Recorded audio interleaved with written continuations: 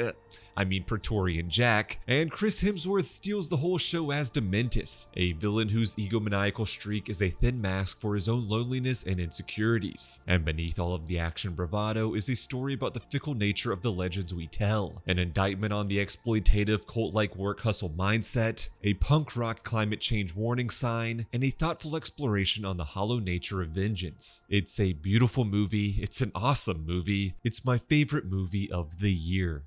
Alright, that's it. That's my top 10 movies of 2024. If you want to see my full rankings of every single movie I watched in 2024, you can check out my list on Letterboxd at Josh D. Floyd. Let me know your own personal top 10 favorite movies of the year in the comments below, and make sure to like this video and subscribe to this channel for more content like this. Thanks so much for watching. Bye.